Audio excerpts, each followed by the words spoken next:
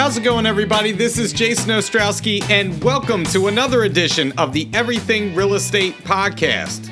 In today's podcast, we are going to be covering the topic of keeping the deal together when there are home inspection issues. Now, I know that some of you out there are saying, what home inspections? Because many home inspections during the pandemic years have been waived, and that's what we've been used to dealing with. But number one, you are inevitably going to have another home inspection. Number two, the market will eventually shift. Everything changes, and home inspections will become the norm again. And number three, if you're listening to this podcast as a newer agent, you may not know how to negotiate a home inspection. You may not be used to dealing with home inspections. So that gives us a unique opportunity to hone our skills with my special guest today, Bill Alexander. Bill has been in the real estate business for 34 years. He brings a ton of experience, and the past 17 of which he has been the sales leader of our Laurel Home Marketing Center. And we're going to lean into his expertise at negotiating techniques and people skills in today's episode. So let's get right into it with Bill, and we'll pick it up on the other side. He is the sales manager, VP in the Laurel Home Marketing Center. Bill, how you doing today? We're going to talk about keeping the deal together when there are home inspection issues. So how are you starting off? I'm doing great, fighting the good fight. So, yeah. And now you obviously are based out of New Jersey. And I do want to start with the caveat that we're going to talk about the New Jersey contract. We're going to talk about the PA agreement of sale, which is different than the Delaware agreement of sale, right? So you and I are going to kind of have a back and forth. There are some differences, obviously, that we're going to cover.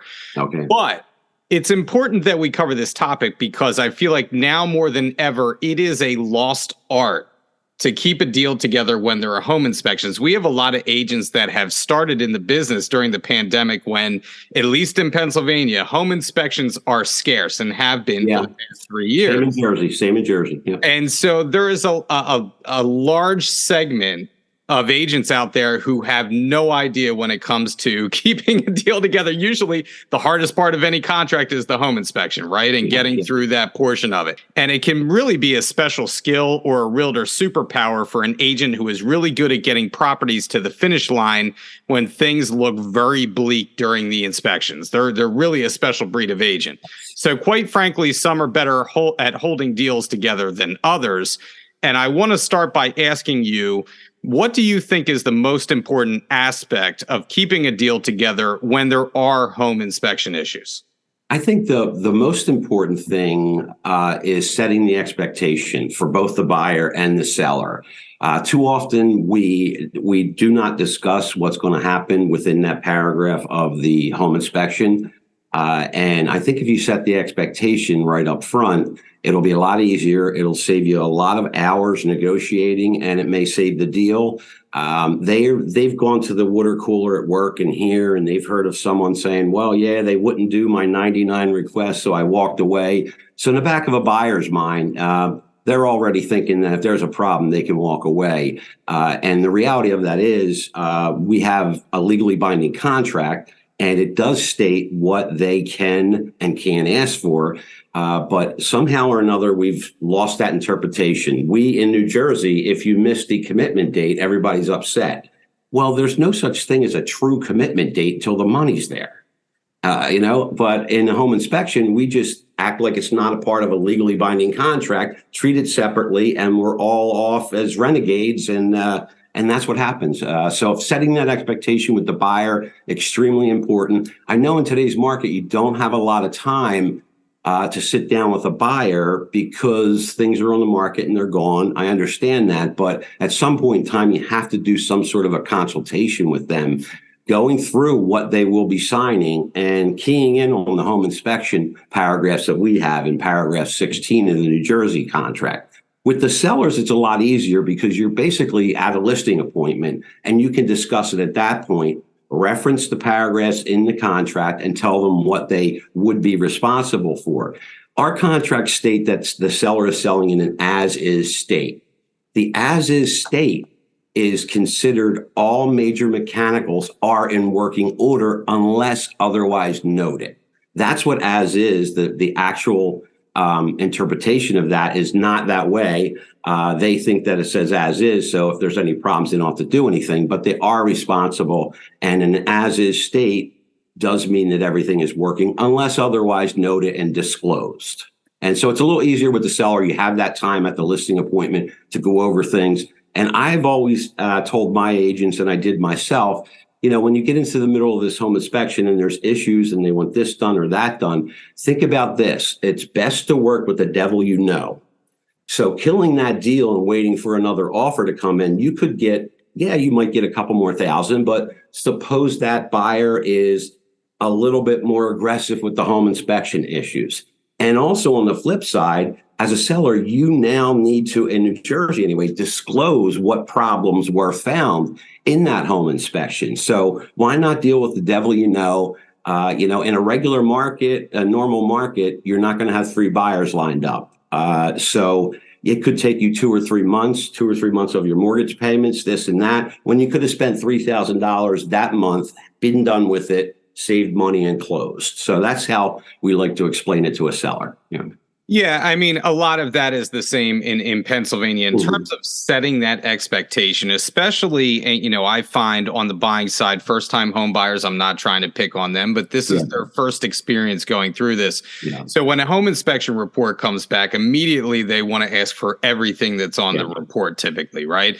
Yeah, and mom and dad have told them they ask for everything. Exactly. It's a terrible home, you don't want to buy it. you have Uncle Pete from down the street telling them that they need to ask for everything under the sun. Exactly. And that's, we need to get to them in advance and set that expectation that, one thing in Pennsylvania we always deal with, there's always inspection truisms, right? Yeah. One is usually a property will always have a grading issue of some kind that always pops up on the report.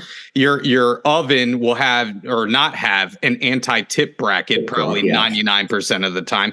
These are the issues that you need to have conversations with them in advance and say, listen, there's nuance to everything. Yeah. And with the report, they have to write it in a certain way where there's a lot of, covering your backside going on, right? So, and it's also with GFIs in New Jersey, you don't have a GFI, or there's always a reverse polarity outlet. No matter what, it could be a brand new construction, there's going to be a reverse polarity. Yeah, double taps, all that good stuff, know? And so having that conversation in advance, I totally agree with you. That's the best thing that you can do to head off trouble down the line. On the selling side, like you said, the devil right? If we cancel the deal over inspection issues, we want to try and work it out as much as possible, because then you do have to disclose everything that is on that inspection report. Any material defects need now to be known by any future buyer, which could put them in the same position or even worse moving forward. So we always want to cover the expectations for any deal. Totally agree with you on that.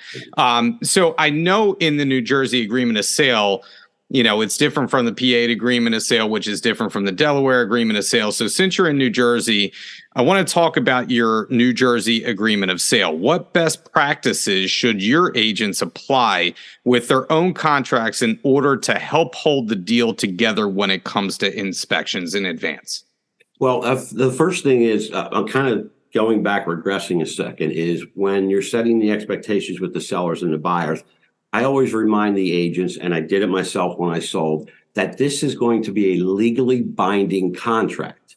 That will help a lot of the younger first-time buyers when they're talking to their parents to let them know, I signed a legally binding contract. So if you've signed a legally binding contract, what does that mean? We need to work within the parameters of that contract. So with buyers, I'll have my agents, and I suggest all agents, go through what we call paragraph 16. And in paragraph 16, it references a previous paragraph about what a realtor is an expert on and what we're not. We can't determine grading, we can't determine electrical issues, all that. But it lists out a bunch of things that they should have inspected. And in that paragraph on paragraph D, it states, paragraph 16D, it states that they have an opportunity to have the home inspection done. And it says, as for items above. And what I like to do is kind of like just draw a line back up to where they talked about electrical, plumbing, bloom, And that's how you're tying that into that paragraph and literally kind of funneling it down to these are the things that you can ask for. And you need to let them know that. And again, backing it up with legally binding contracts. So if they're going to ask for, nails, golden nails instead of this and a doorknob tighten, it's not going to be covered. They have to work within the parameters of a legally binding contract and within that paragraph 16. So that's how we deal with the buyers. With the sellers, what we talked about a little bit earlier, talking about as is, there's a paragraph that states in paragraph 16, they are selling it as is, but highlighting that area as an agent and showing it to the seller that you are responsible for the above items, that you must cure those items. And again, reminding that seller, I know I say this a lot, but it works very well. The legally binding contract you're going to sign states that you will fix this. And an as-is condition means that all the major mechanicals are in working order unless otherwise noted and disclosed. So that kind of gets them into the mindset that, okay, if there's problems, I know I would have to fix electrical, plumbing, blah, blah, blah.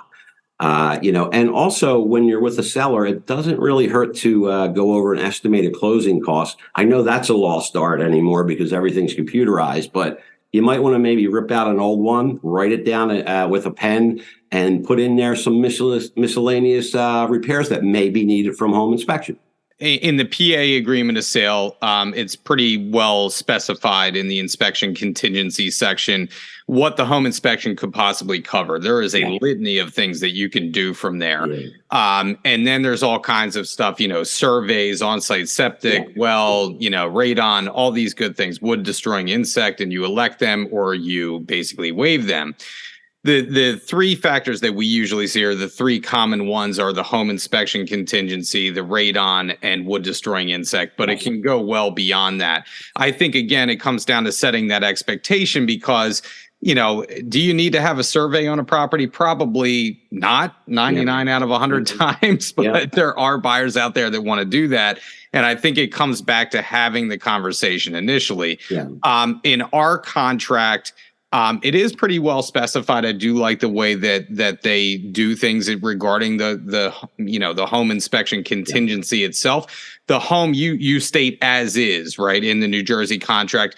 This is separate from the inspection contingency, but the property must be in the condition that it was seen in, right? So that if the kitchen burns down, the seller is on the hook to redo the kitchen prior to settlement, obviously. So one thing I wanted to get into with you is the time frames in New Jersey, because one thing that is a chronic issue I find in Pennsylvania is people sticking to their proper timelines.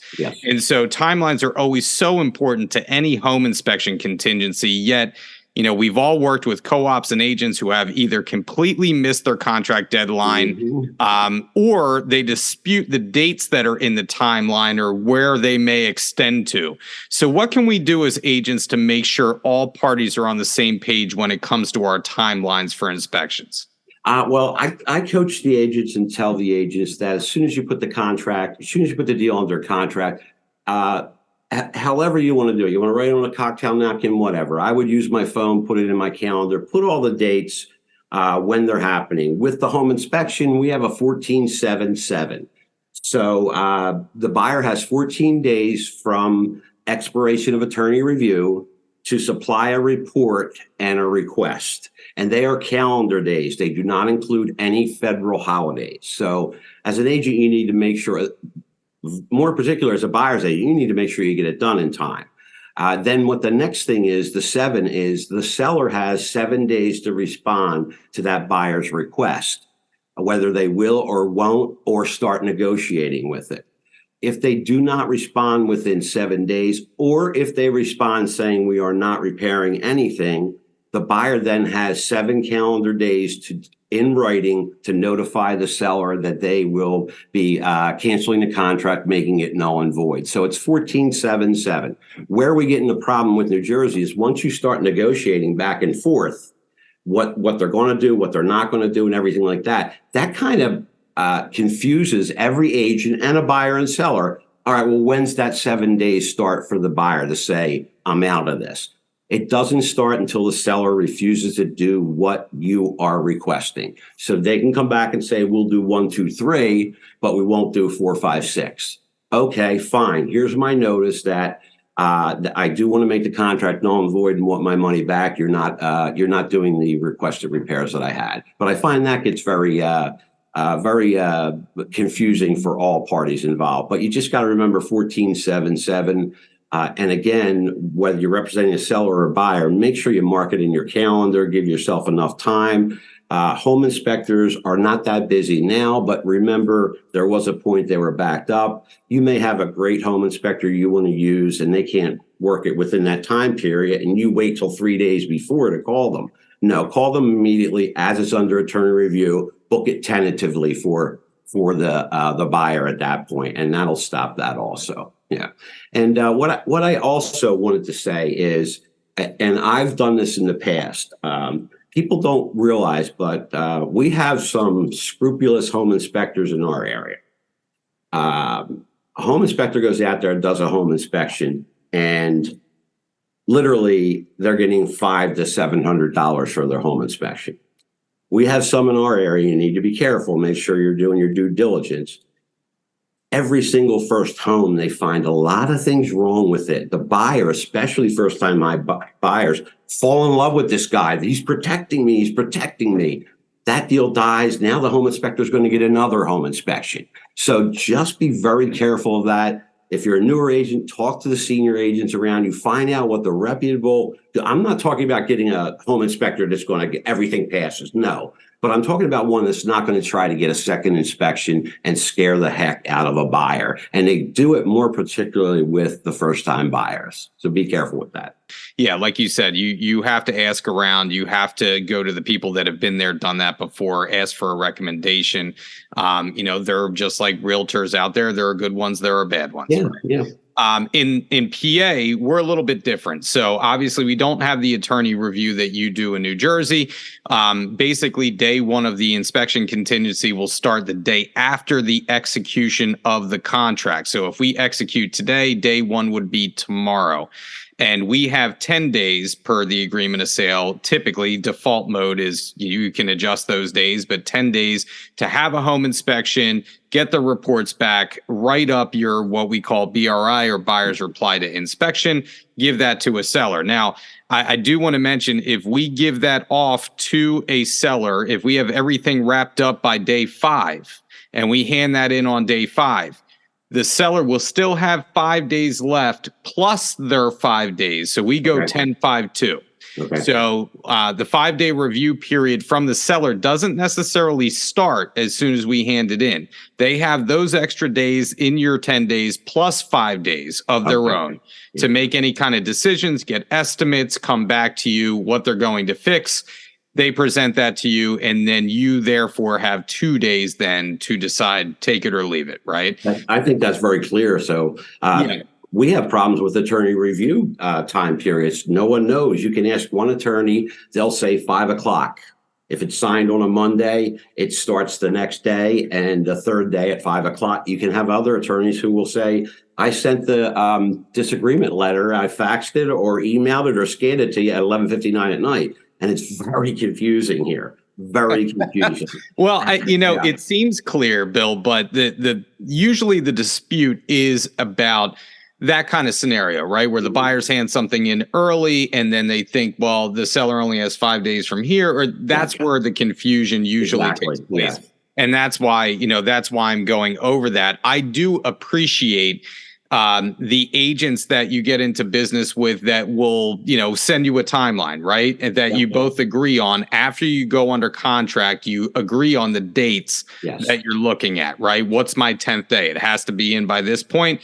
You both agree. Therefore, there's no dispute moving forward. So that extra email that you may send regarding that goes a long way to keep everything in line, right? Yes. And with your calendar, when you're putting in your own calendar on your phone, you can invite them. So it's going to go to them and they're accepting it. So everybody at that point pretty much is in agreement if they accept those dates and invitation you send them. Yeah. Yeah. It's always the little things that keep something together. Right. And I do want to, we're going to get into, writing basically your reply or, what you're going to ask for. I do want to talk about negotiation a little bit, because obviously so much of getting through an inspection period is the negotiation itself. And just personality wise, I do want to throw out there, typically American culture is that it's win-win, right? We approach things that, it's fair to you, it's fair to me, let's strike a deal. When it comes to inspections, we have all dealt with agents who are out to just destroy you, right? Yes. And it's win for them, lose for you. But that really doesn't help you get to the finish line, right? Usually those are the agents that have most deals fall apart because they have a posture that is very aggressive. Yes. And so I find that the agents that are best to deal with are those that can basically find those pain and pleasure points that someone can live with something. Doesn't necessarily mean it's fair, doesn't necessarily mean that parties are going to be happy, but something they can both agree to get it to the next stage. Do you agree with that? I always reference back to a old saying I had from a builder I worked for. He, get the junk on the truck. That's your job. Get the junk on the truck. It is not your home. It is not your mortgage payment. You're not signing a deed. Your job's get the junk on the truck, get the deal through. And too many agents will respond with, well, they're never going to do that. Why would you say that? Ask your client if they'll do it and come back. That adversarial attitude they have, and they're answering for their buyer or seller, you're going to have hard and a difficult time negotiating when they do that. That's why I always do within the letters, always, and be redundant with the legally binding contract we signed. Paragraph 16 states, blah, blah, blah. You keep on doing that and being redundant with your request or your replies back, because that agent now has to give that to the seller or the buyer.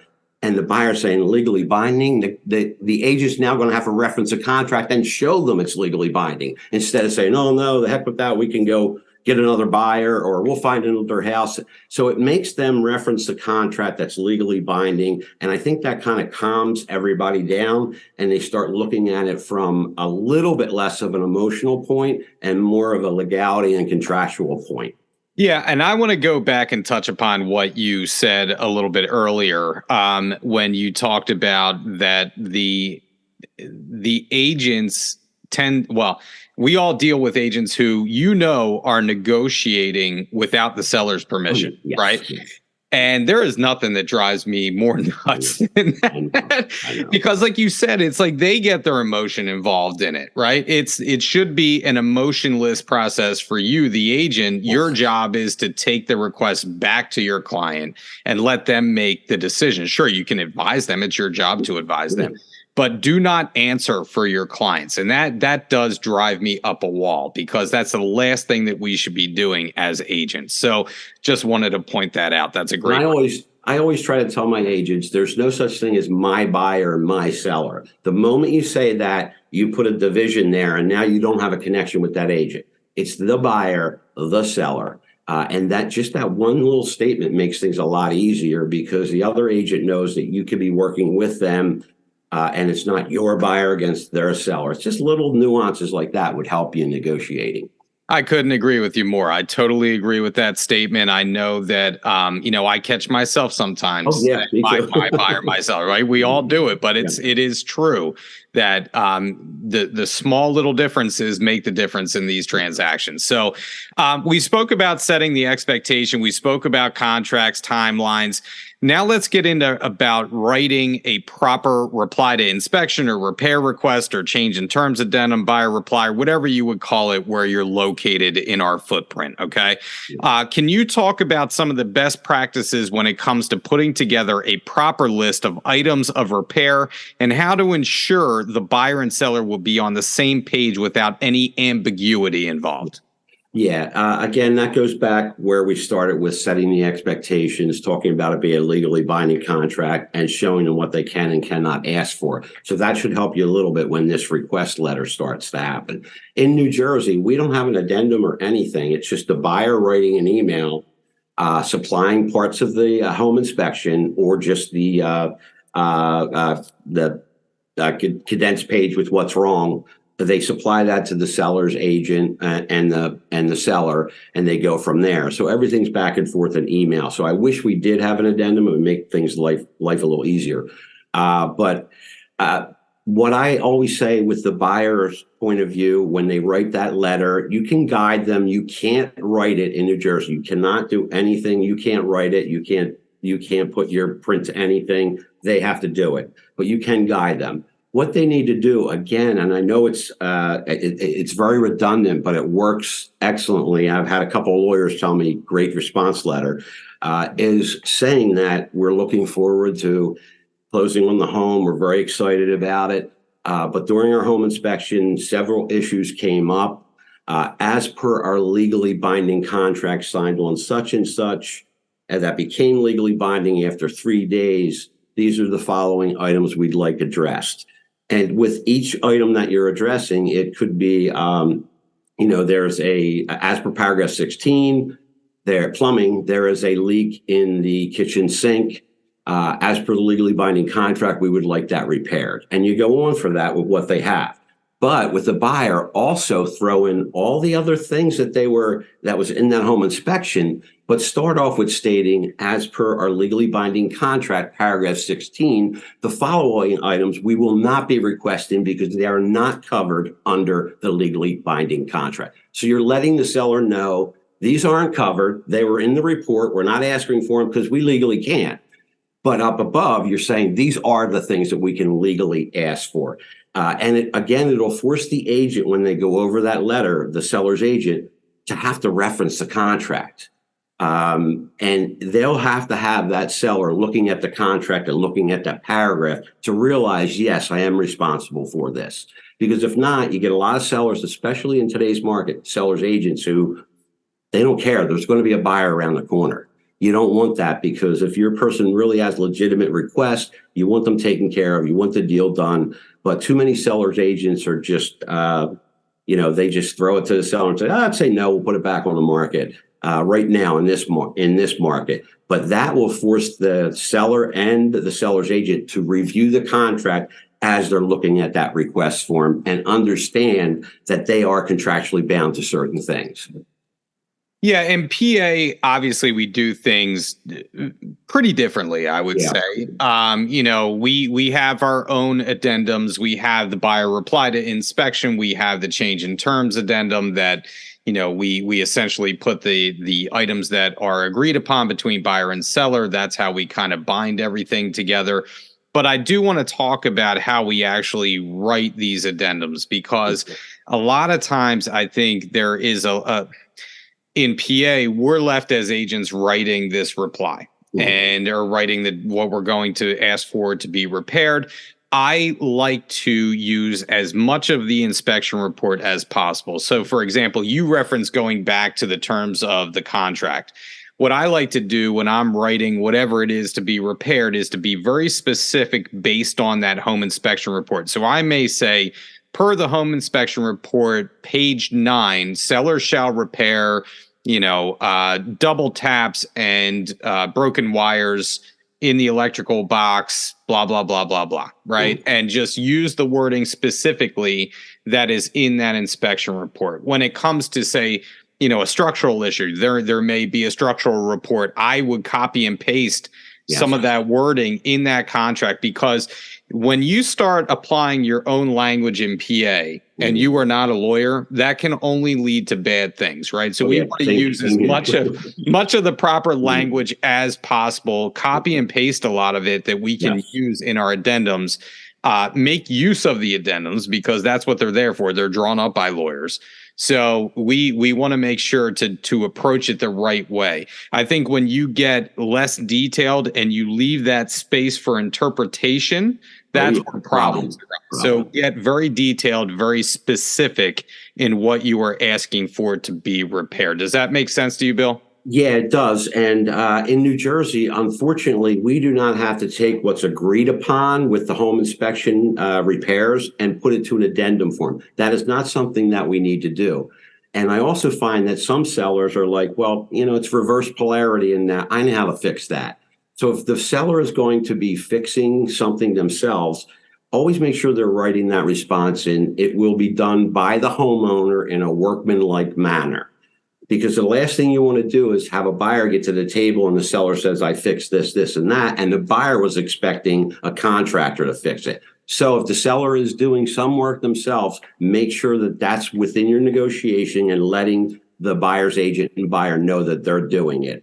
And be as specific as possible. And what I try to have my agents do is once we do come to an agreement there, try to put it to an addendum form. If not, all we have really is just kind of hearsay, a couple emails. That's not anything that's legally binding. But you get pushback in New Jersey from the listing agents because number one, they don't want to do an addendum. So I'll tell my, seller's agent supposed to do it. I'll tell my buyers or my agents that are buyers agents, do the addendum, be specific with it. This way you got a jump start on it. And they're also very concerned that addendum needs to go to the mortgage company. And they think if the mortgage company sees it, there's going to be a problem. No, that does not have to go there. It has nothing to do with the terms of the financing at all. That addendum does not need to be forwarded to a mortgage company. Now it will if there's a credit coming out for a structural problem. Obviously that will. But if we're fixing a few electrical things, a few plumbing things, patching a roof or a chimney cap, that does not need to go to the lender. And that's what we have the argument from the seller's agents all the time. I don't want to put it to addendum form because it has to go to the mortgage company, and it does not. I've seen so many different times. I've had an agent come out of the closing or it's going on and they're like, they didn't do the repairs. I'm like, well, did you have an addendum done? Well, they didn't want to do an addendum. I'm like, that's when you have to insist upon the addendum, be as detailed as possible without becoming an attorney with that addendum, and list exactly what, how, and when it's going to be repaired. We also run into problems where the repairs are done, but we can't get receipts or warranties or anything from the seller. So make sure that's in the addendum, that all receipts, all warranties will be distributed to the buyer or buyer's agent at completion of work. You don't want to get them at the table because suppose they did something that you didn't want done. So try to get all those receipts and information up front. And that detailed addendum will help you out immensely. You want to be specific as possible with these items because, like you said, you just in what you said right there, there's so many problems that can arise by not taking that extra step to be detailed in your work. Yep. And I feel like that's when, again, deals fall apart. The more specific you are, the more you're going to bat. You're going to bat for your clients to make sure that the deal actually gets completed. All right, before we get out of here, I got one more question. Okay. For you. So I was just Googling. I think I was on foxroach.com. I was looking at the map, looking where I know where Mount Laurel is, but I'm looking at what's around you, and I noticed that on Google Maps there is a place right around the corner from you called the Funplex. Oh, yes, yes. And I would like to know, how many days a week do you hang out personally at the Funplex? Because that looks pretty amazing to me. I got to be honest with you. It actually is. And now they're building a hotel that's connected to it right now. I saw that. 3/4 of the way done. The place is always packed. I tried to have some office events there, but I couldn't fit it into their schedule. And occasionally, my wife and I are like little kids. We don't want to go down the shore. We want to go play games. We'll go there at nighttime, play some games, skee ball and everything else. Amazing place. Also right around the corner is a golf center too. So that's great too. So, so we got a great location here. You can jump on 295 and get to Philly or go up north. So yeah, it's, we have a lot of fun things in the area, and I have an office that loves to enjoy fun. So that's great. Yeah. Well, I do have to say, I'm glad that I don't have a Funplex because I would be in way too much trouble with my wife if it came down to that. Like you said, skee ball, you're like talking my language. I see water slides and all this other good stuff there. I'm like, geez, oh man, we need one of those out here. So yeah. Well, now 20 years ago, you'd be concerned there was a bar close by. Yeah, that's true. That's very true. I've kind of shifted back into being a child again. You know what I mean? Same here. I'm always so. childish. All right, Bill. Well, thank you. I appreciate your time. I really appreciate you coming on and going over this. This is a very important topic. And who knows, one of these days we may start doing inspections on the regular again, which I certainly hope we get to that point. That means we can negotiate further. Thank you so much, Bill. And I'll see you soon. I'll tell your wife and your mother I said hello. And thanks, Jason. I appreciate the time. That was the conversation with Bill Alexander. I thank him for sharing his expertise with us on today's episode. Here are a few takeaways from talking to Bill. Number one, Bill touches early on in the episode about the most important thing when it comes to negotiating and keeping a deal together. It is setting the expectation with both your buyers and your sellers. If you take the time to go into the details of the inspection process and what it may bear out once a home inspection is performed on the property, it will do wonders in heading off any trouble further down the line. Going into that detail with our clients about how the process may play out negates any surprises that you may face once a home inspection is performed. You've gone over those scenarios with your clients and you give them surety, you give them peace of mind. People do not like to be blindsided by surprises in a real estate transaction, let alone those that may cost them a lot of money. So anytime that you can set the expectation in advance, go over those details with your clients, is going to help you to keep the deal together. Number two, time is of the essence. You need to stick to the time frames that are within your contract. How many times have you been a part of a transaction where someone misses a deadline, or maybe you even miss a deadline? The ramifications of that can cost your clients a lot of money. Always be on your timeline and make sure that you have a conversation with your co-op once you go under contract and agree upon the dates that are in the contract when everything is due, when the process starts. A simple email between you and your co-op stating the timeline when dates are due when it comes to the home inspection can absolutely help you keep a deal together by mitigating the opportunity to have a dispute at a later date in the transaction. Last but not least, when approaching a seller with your buyer's request for repairs on a property, make sure that you get detailed with what you are asking for. Ambiguity is our enemy when it comes to home inspections. You want to specify exactly what your buyer is asking for, so there is no misinterpretation from a seller as to what they are supposed to repair. The home inspection report is our friend. We should use that wording that is in that report to type up our replies, our BRI, our change in terms, our emails, however you are going back to the seller to ask for repairs. Make sure that you reference the page in the home inspection report, the report that you're using. The more detailed you get, the better it is for you in the end. Well, that's it for the episode this week. We will be back in another couple of weeks with a new topic, a new guest, and as always, if you want to hear a topic that we haven't covered yet, please reach out to me, jason.ostrowski@foxroach.com. And if you haven't liked and subscribed to the podcast or left us a review, please do so. It helps us to reach more people. This is Jason Ostrowski once again saying stay safe out there, stay selling, and we'll catch you on the next episode of the Everything Real Estate Podcast.